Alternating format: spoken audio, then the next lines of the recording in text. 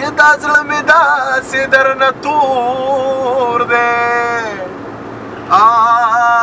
لکه چې غر چرته ظالم سېزلی وینا زړه مې داسې درنه تور دی پیلو زتا چې په کم ورځ پرېښودی یما او یې ستا د یورپ په خاوره څه کومه او یې زمونږ سرونه پښتانه به پکې خورینه د شپې په 2 بجې یارانو او ټول مسافر لګیا دي کوي پردي کارونه او یې شپه د آرام د ځان خبر کوي او یې زمونږ ځوانان یې تر سحر شوقي روینا یا په شپه کې خوب پکار دی خلکا دا مجبوری په مونږ کوي پردي کارونه ځمکه د اسمانو د دی ټول جهانو د دی مال خوب نه راځي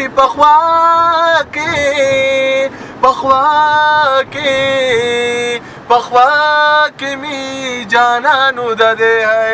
جانانو د دی ډېر خیال او یا چې پښتون نه پیژنې خلکا یا دواړه لاسونه به پولی نیولې وینا چې پښتون نه پیژنې خلکا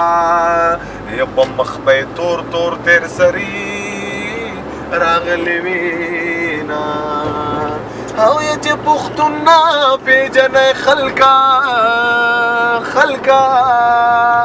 یا په پاکه خاوره څخه جامې به ګرځوینه چې پښتون نه پیژنې خلکا یا په لار به ځي ځان سره ګوتې بشمارینه او زما د زړه قرار راشه ډېر کړی دلی یما بس که پخلاشه ډېره مننه ډېر خوند یې وکړو ډېر ښایسته او ضمیر به دا وخت مونږ د تالیش رحمان او د حامد به سره روان یو دوی مونږ ډراپ کوي شارجې ته روان یو یقینا چې په دې سفر کې د ټپو ډېر زیات خوند وکړو نو کتونکو ته څه وایي دوبۍ دې څه انجای کړه خوند دې واخیستو او که نه د دوبۍ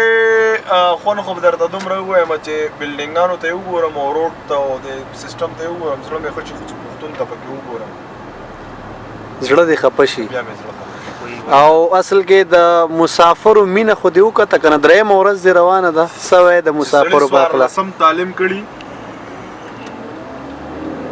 هغه کې به دومره احساس نه وي چې کوم سړي کال مسافري وکړه پوه شه چې د هر رګ د احساس نه ډک شو ډېر ښه درته ویلی شم بس الله دې وکړي چې دا ویزټ ستاسو په خوشحالو تیر شي او د خفګان خبرې مه کوئ ځکه چې بیا به د وطن خلک وایي چې ضمیر خفه دی که څه نه خفه نه یم خفه خو درته ما ووایي چې زه نه یم خو لکه هر څه ته چې وګورم ډېر ښکلي ډېر ښایسته ماحول دی خو د پیسې والا سړي دپاره نه کار والا دپاره بس الله مو خوشحال لره تالیش رحمان صاحب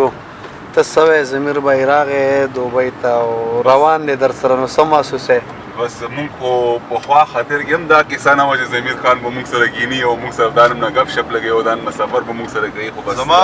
په خیال خاطر کې نه وه چې ضمیر خان به مې جونګړې ته راځي خیر دی نو بس والا ډېر خوند یې وکړو هغه جرمني والا ملګری وایي چې جرمني ته راشه